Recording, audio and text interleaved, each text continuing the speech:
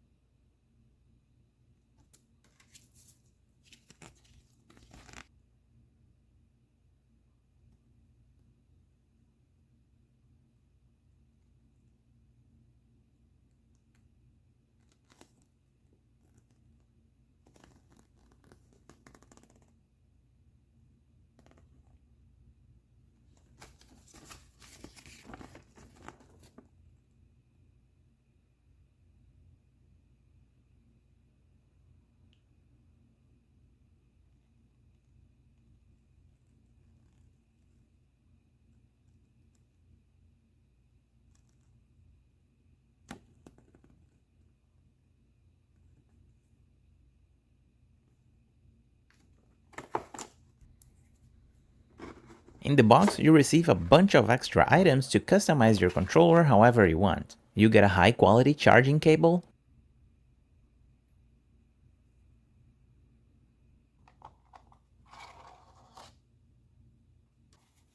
and 2 extra modules for the face buttons.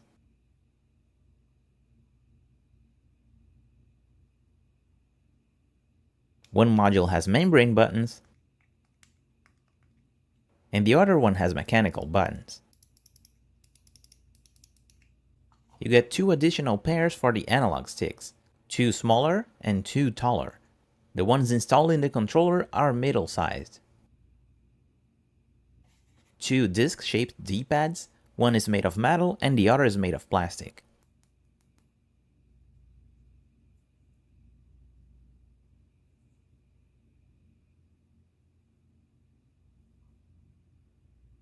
And 1 additional metal cross D-pad. And the one installed in the controller is made of plastic.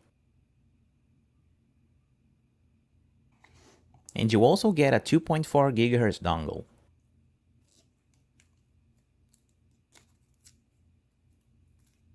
The Zeus 2 controller looks amazing. There's something about white controllers with metallic paint finish that makes them look awesome. But if you don't like the white one, there's a black color too. On the ergonomics, the Zeus 2 feels a bit different from the Apex 4 and Xbox controllers in general. If we compare the two, you'll see that the grips on the Zeus 2 are slightly thinner and a bit longer too. This makes it feel more like a Pro controller rather than an Xbox controller. But that's just on the grips. The top section of the Zeus 2 seems more like an Xbox controller.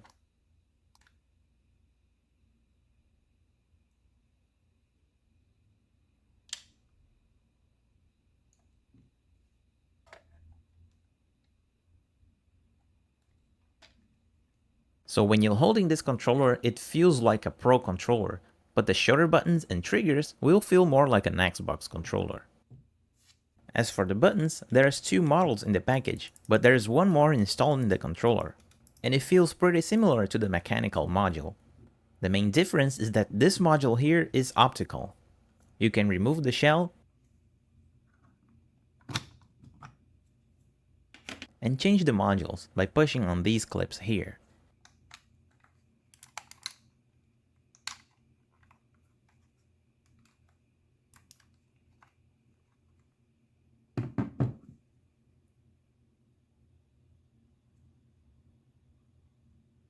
The membrane buttons has a perfect resistance, and they're super quiet too.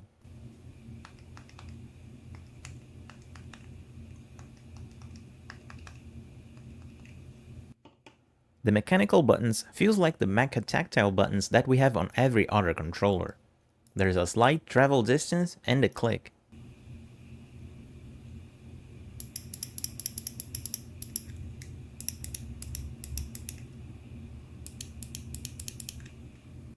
But the optical button has a super short actuation. It triggers almost instantly as soon as you push it.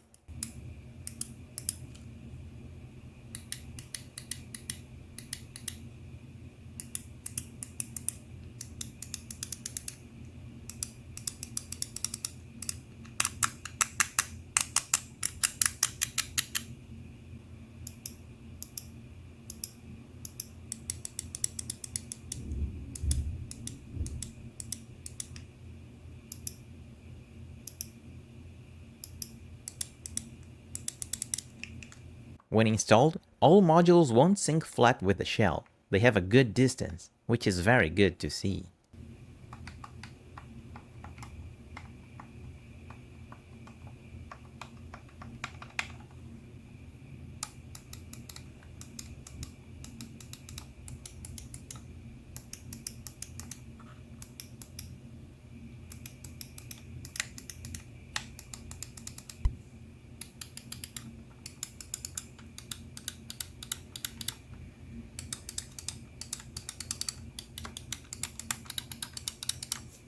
The optical buttons are very easy to trigger. Even the slightest touch can activate them. Some players like to play fighting games like this, and if you're this kind of player, these buttons are for you. On other controllers, these buttons are less sensitive because of the rubber membrane.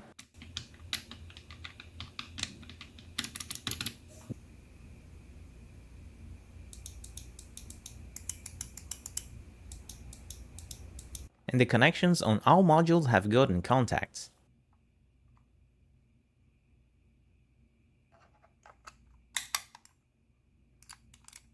There is also these pogo pins on the top of the AI button. And according to Beitong, these pins are used to identify which faceplate is installed, so that the program on PC will display the correct faceplate. The shaft of the analog sticks is made of metal, and the analog sticks are super smooth. And the plastic around the sticks seems to be reinforced, even though it doesn't have anti-friction rings. The Dpad uses mechanical switches, and it has a center pivot, blocking you from pressing all 4 directions. Every other button on this controller uses mechanical switches.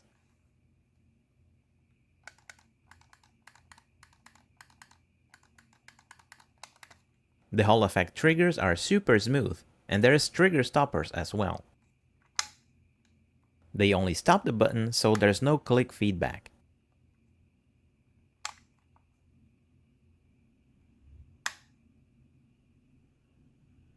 And the Zeus 2 has 2 shortcuts on the top. I absolutely love when controllers have these buttons, because these shortcuts are out of the way and very hard to press by accident.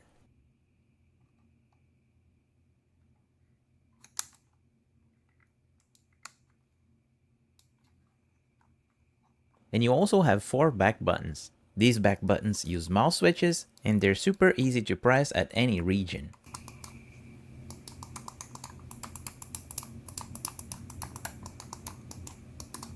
When you're holding this controller, both back buttons will be accessible under your middle finger. And since they use mouse switches, they're a bit easy to press. You really have to be careful to not do any accidental presses.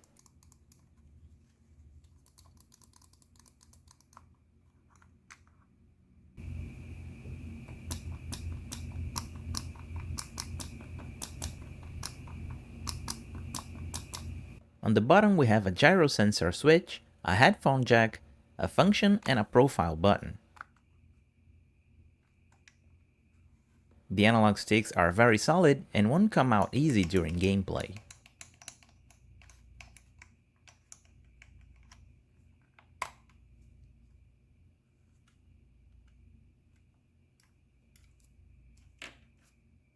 And here's a comparison with the tall and short sticks.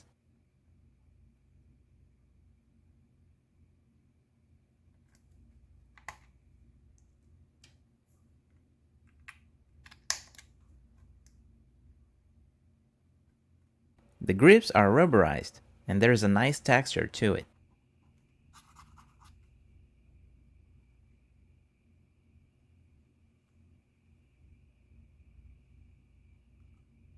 The D-pad has slits on the sides to help you remove it when you're changing modules.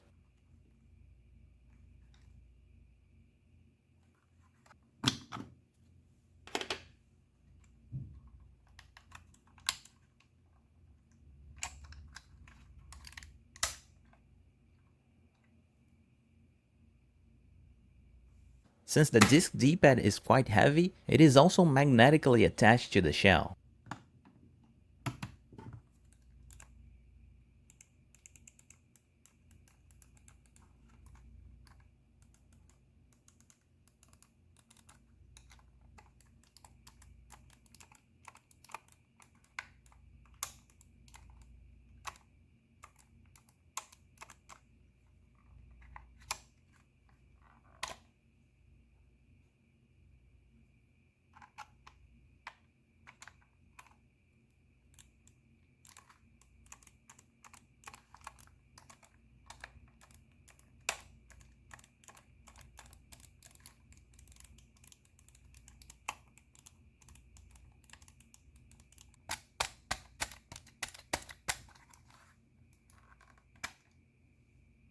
And the plastic one is held by clips.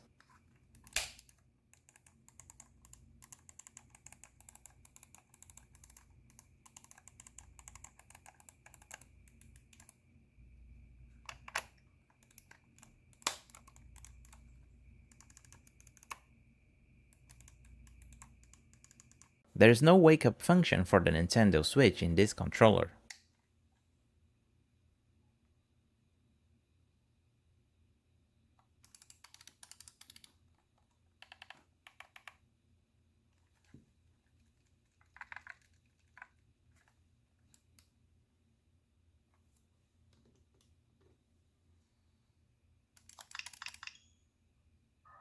But it works fine, and there's gyro sensors too.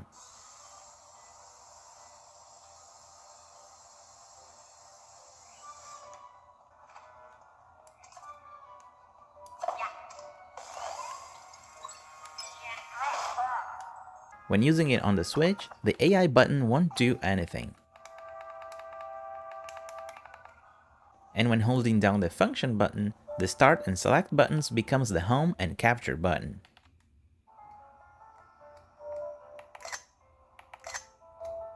This controller has a charging dock. It looks very cool, but you actually don't need to buy the original dock, because this controller has wireless charging. And because of that, you can use any wireless charger. And we'll test it now with this power bank. The charging coil should be around here in the center, so it's just a matter of aligning the controller correctly.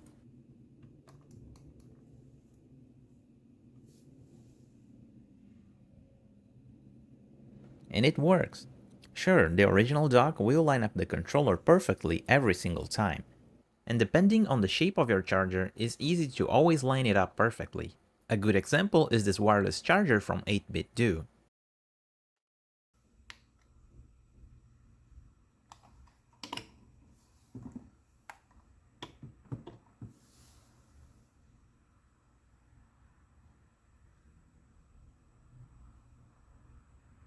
During my tests, it didn't heat up too much. But even if it did, I think that the battery on this controller is not close to the charging coil.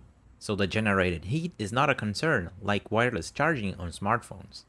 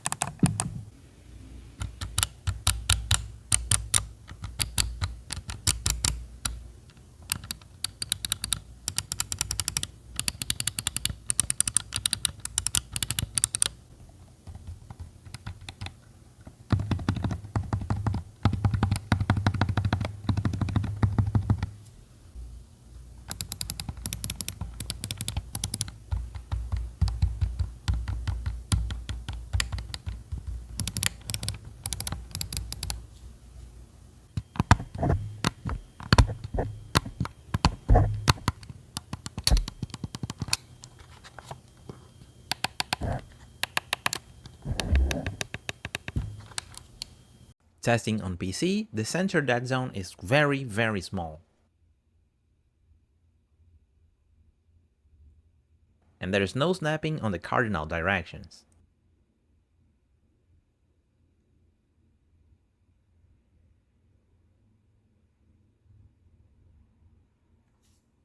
The circularity test is also perfect.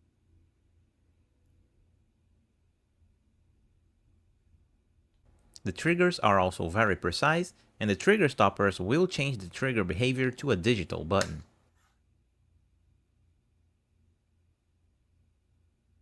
The cross D-pad is not that good though. The diagonals aren't easy to press, and you must push harder in order to activate it.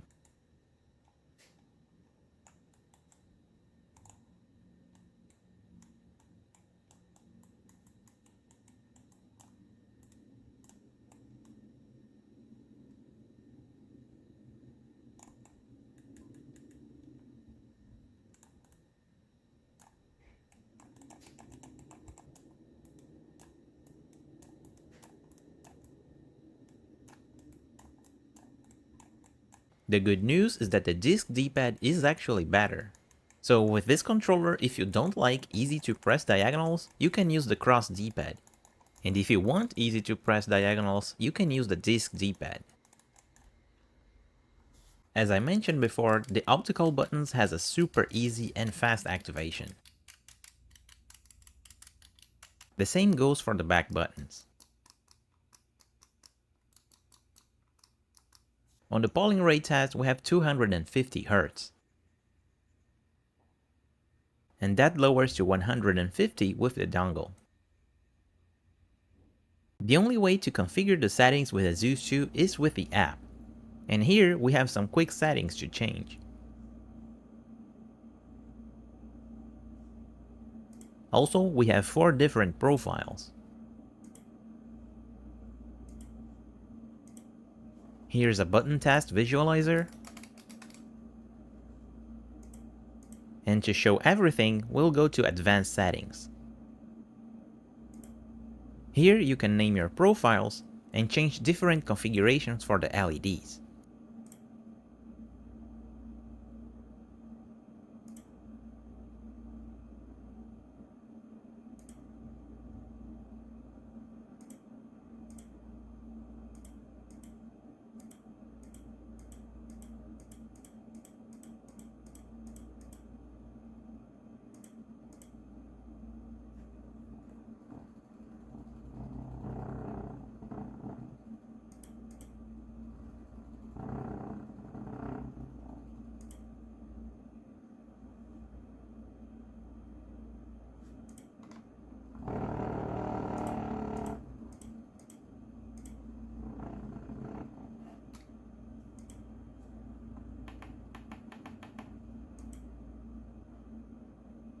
On the vibration options, we can see that this controller has motors on the triggers. There are these settings, but I recommend leaving the last option on. But actually, I tested the setting and it doesn't work. Okay, the controller is connected. You can see the profile changing. If I go to Advanced Settings, More Settings, the grip and trigger motors are active. And I disabled the grip motors, just the triggers. So save configurations, and on Broforce, it's working, right? But if we go to the adaptive trigger option, the game adaptive trigger, save, and then no feedback. And it's not a problem because I know that this game is compatible. If we turn it off, let's bring the Vader 2 Pro, which also have vibration on the triggers. Turn it on.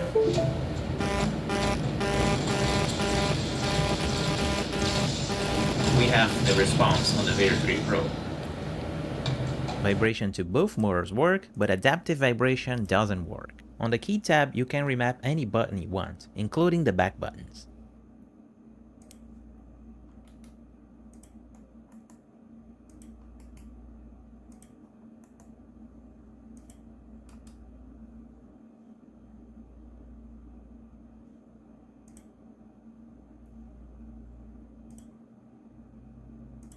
Additionally, you can record macros too.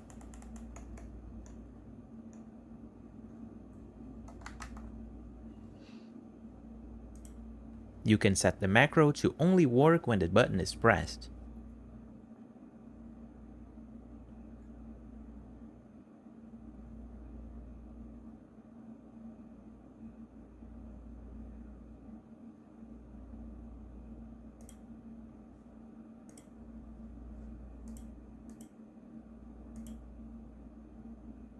And there's a turbo option too. You just need to define how many times per second the turbo will be activated.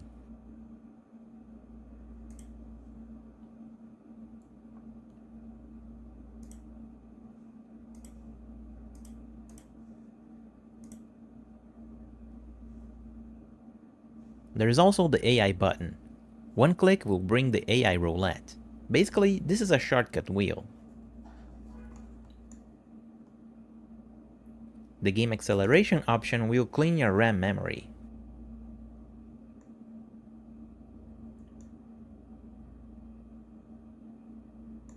And the gamepad assistant opens the app. Additionally, you can change the settings to the double click and for the long press. This option, Custom Operations, lets you map a game or the URL for a website. This way, when you push the button, it will launch the game you determined.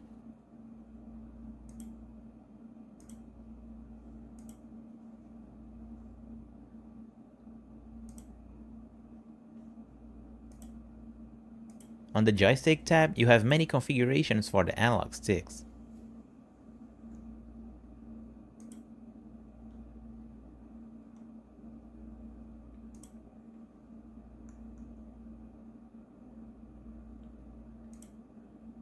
You can edit the curves,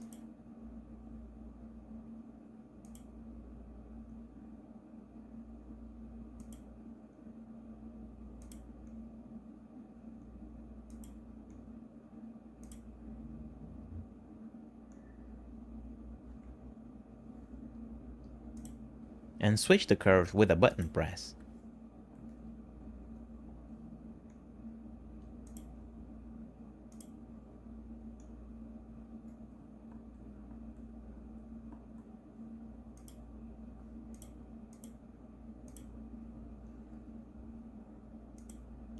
This rotation option is also interesting.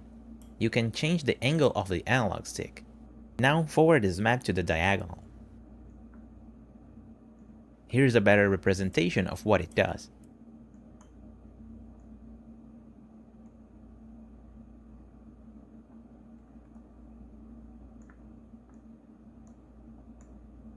Somatosensory is the simulated gyro.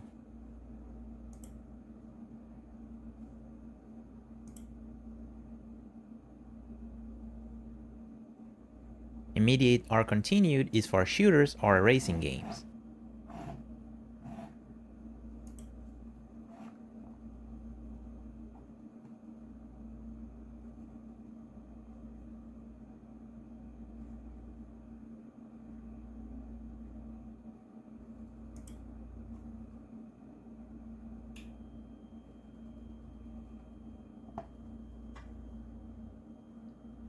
And you can map it to the left or right stick. You can also link the simulated gyro to a button press.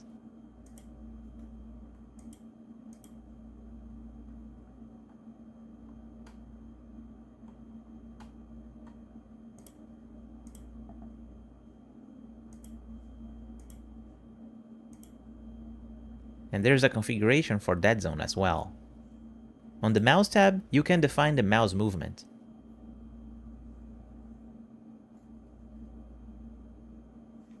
When you push the function button on this controller, it will change to the mouse mode. The analog stick controls the mouse, and the button serves as clicks.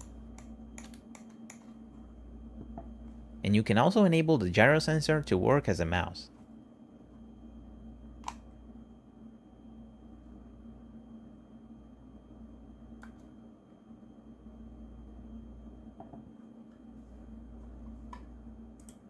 And on the last tab, you can change the equalizer for the headphone jack.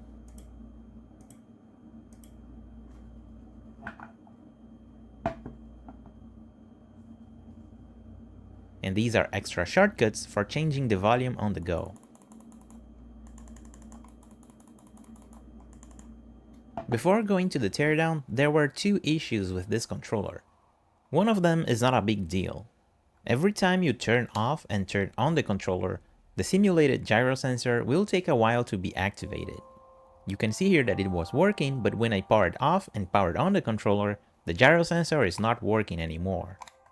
It seems that the system is still booting up internally and the gyro is taking a while to be activated. I kept playing and only after around 30 seconds the gyro started working again.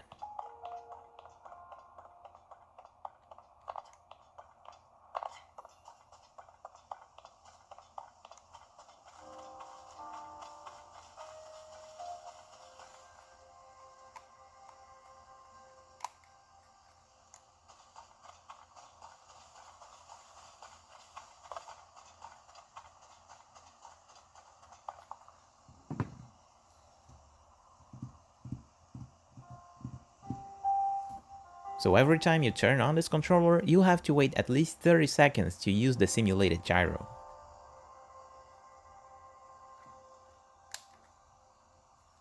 And the other problem is that the middle-sized sticks had some quality control issues. When you move it around, it makes these clicky noises.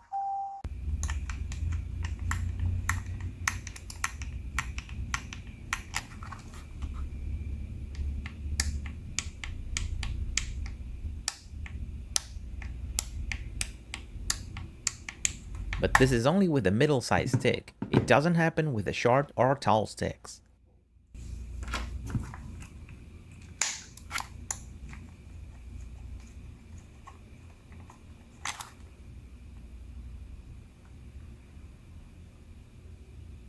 Now moving to the teardown, you have to remove the faceplate and then you have 6 screws on the front. After removing them, you can easily unclip the back shell. And here we can see where the wireless charging coil is located. It's close to the barcode. The back button seems very solid and it has a nice rubberized protection.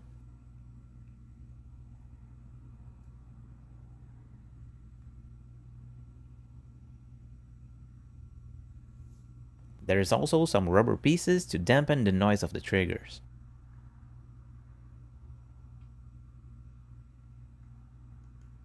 And the trigger stoppers are very well lubed. This is something that other companies don't do and it was very nice to see.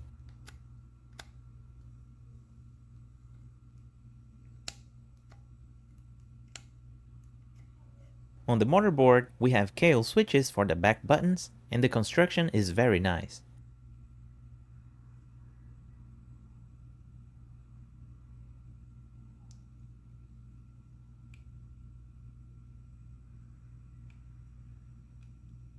The battery has 1000 milliamps of capacity. And here we can see the wires for the trigger motors. The antenna is also located here on the top.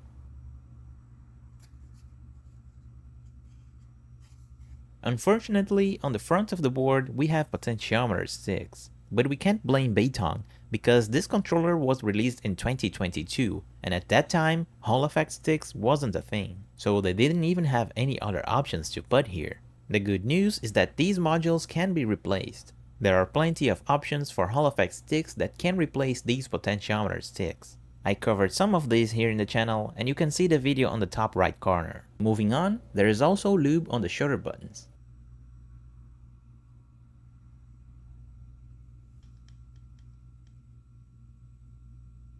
And you may have noticed this weird structure around the analog stick. It seems like a diffuser for the LED light, but actually this is the restrictor gate for the analog stick. Instead of hitting the edges of the faceplate externally, this analog stick have an internal gate. And since the structure is protected in the internal part of the controller, the stick will always glide very smoothly around the circle. Again, this is something I never seen on any other controller. And it's a very clever design. It just shows how much care was put in the development of the Zeus too.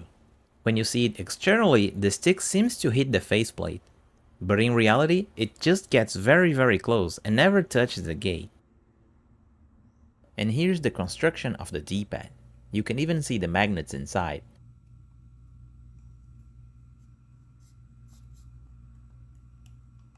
Here's the switches for the Dpad.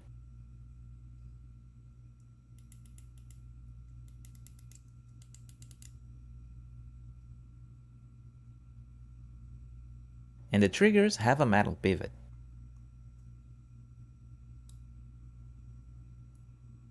There's also this tiny switch that will change the behavior of the triggers when you move the trigger stoppers. But we're not done yet. We have to take a look at the face button modules. They can be disassembled, so it should be an easy task. Let's start with the membrane buttons. And as expected, we have membrane buttons here. But this is my favorite membrane buttons so far. They have a perfect resistance, and they're super quiet too.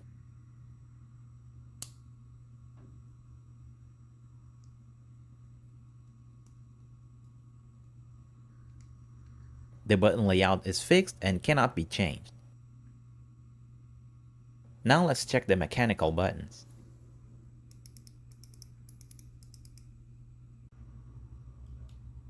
And here we have KO mouse switches and a similar construction to all of the other controllers using mechanical buttons.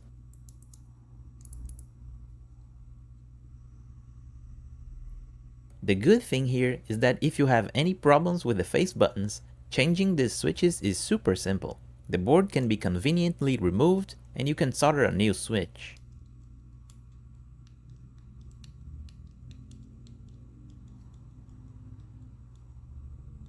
And finally, let's take a look to the optical buttons. But here we have a problem. These buttons doesn't seem very easy to disassemble. And to open it, we'll probably have to destroy it.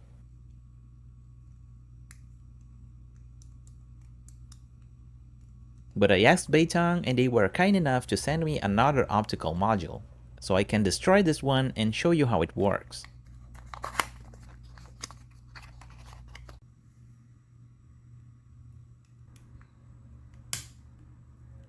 Later when editing the video, I noticed that there is a clip here. So if by any reason you have to open this module, you can start by this side. And this way you can avoid damaging it as much as I did.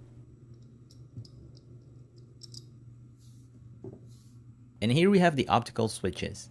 The brand is Risha, and there is no membranes on the buttons at all.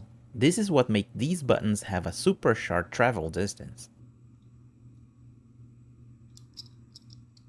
Compared to the mechanical switches, the optical switches are huge.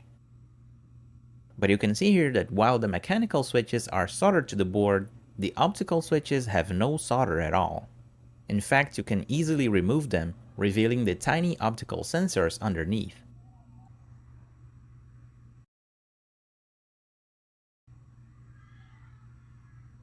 When you push the button, the switch will block the light through this tiny window. The optical sensors can detect this and register a button press. So basically, these buttons will never go bad, unless you physically damage the plastic mechanism inside the switch. This controller lets you choose whatever you want for the face buttons. You want rubber membranes? You got it. You want mechanical switches? You got it. You want optical buttons? You got it too.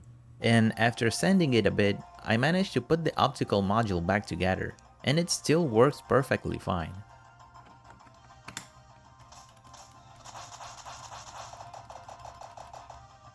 On my final thoughts, the Beitong Zeus 2 is an outstanding controller. They added the best features available at the time of release in 2022. Some of those you won't find on controllers released this year, like the optical switches, the wireless charging, or the metal D-pads. The only con is the high price and the quality control issue that I had with the middle-sized sticks. Not having Hall effect sticks could also be a con, but since when this controller was released there were no Hall effect sticks on the market, I won't be considering this one.